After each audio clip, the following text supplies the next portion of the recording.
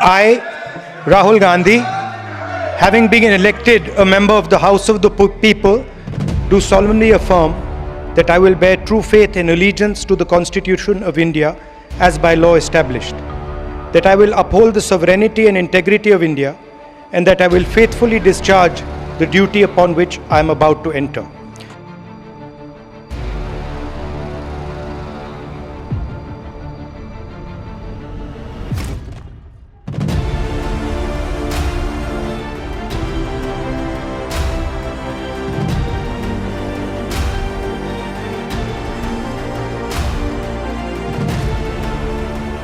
പഴയ രാഹുലിൽ നിന്നും പുതിയ രാഹുലിലേക്കുള്ള മാറ്റം അമ്പരപ്പിക്കുന്നതാണ് ആ പരിണാമം. രാജ്യത്തിൻ്റെ പരിഹാസം ഏറ്റുവാങ്ങിയ രാഹുൽ ചെറുചിരിയോടെ അയാൾ പരിഹാസങ്ങളെ, ട്രോളുകളെ സ്വീകരിച്ചു. വ്യക്തിഹത്യ നടത്തിയില്ല, ശുഭിതനായില്ല. അസഹിഷ്ണുത രാഹുലിൻ്റെ നിഘണ്ടുവിലേയില്ല. കാറ്റുമാറി വീശിയിരിക്കുന്നു. ഇപ്പോൾ രാഹുലിൻ്റെ കാലമാണ്. പ്രതീക്ഷയുടെ പ്രകാശം ചൊരിഞ്ഞുകൊണ്ട് രാഹുൽ ഇന്ത്യയിൽ നിറയുന്നു. ഈ മാറ്റം ഭയപ്പെടുത്തുന്നത് BJP ആണ്. പ്രതിപക്ഷ നേതാവെന്ന നിലയിൽ രാഹുലിൻ്റെ പ്രകടനം രാജ്യം കയ്യടിയോടെയാണ് സ്വീകരിക്കുന്നത്. രാഹുലിൻ്റെ ശരീരഭാഷയിൽ പോലും വന്ന മാറ്റം ആഹ്ലാദത്തോടെയാണ് രാജ്യം കാണുന്നത്.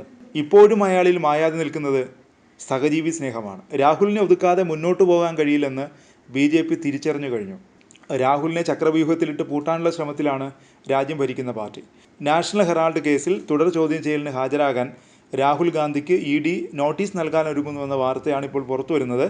അന്വേഷണം പൂർത്തിയാക്കി കോടതിയിൽ കുറ്റപത്രം സമർപ്പിക്കുന്നതിൻ്റെ ഭാഗമായാണ് രാഹുൽ ഗാന്ധിയെ ED വീണ്ടും ചോദ്യം ചെയ്യാൻ ആലോചിക്കുന്നത്. എന്നാൽ കേസിൽ സോണിയാഗാന്ധിയെ വീണ്ടും ചോദ്യം ചെയ്യുമോ എന്ന കാര്യത്തിൽ വ്യക്തത വന്നിട്ടില്ല. രാഹുൽ ഗാന്ധിക്ക് പുറമെ കേസുമായി ബന്ധപ്പെട്ട മറ്റു ചിലരെ ഒരു വട്ടം കൂടി ചോദ്യം ചെയ്യാൻ ED ആലോചിക്കുന്നുണ്ടെന്നും റിപ്പോർട്ടുകളുണ്ട്. മാത്രമല്ല, കുറ്റപത്രം കോടതിയിൽ സമർപ്പിച്ചാൽ വിചാരണ നടപടികളിലേക്കും EDക്ക് കടക്കേണ്ടതുണ്ട്. കോൺഗ്രസിൻ്റെ ശക്തമായ പ്രതിഷേധങ്ങൾക്കിടയിൽ സോണിയാഗാന്ധിയെ 3 ദിവസവും രാഹുൽ ഗാന്ധി 5 ദിവസവും നേരത്തെ ED ചോദ്യം ചെയ്തിരുന്നു. അസോസിയേറ്റഡ് ജേർണൽസിൻ്റെ കൈവശമുണ്ടായിരുന്ന ഓഹരികൾ എങ്ങനെയാണ് ഗാന്ധി കുടുംബത്തിൻ്റെ ഉടമസ്ഥതയിലുള്ള യങ് ഇന്ത്യ പ്രൈവറ്റ് ലിമിറ്റഡിൻ്റെ കൈവശമെത്തിയതെന്നതായിരുന്നു ഇരുവരോടും അന്വേഷണ ഏജൻസി പ്രധാനമായും ആരാഞ്ഞത്.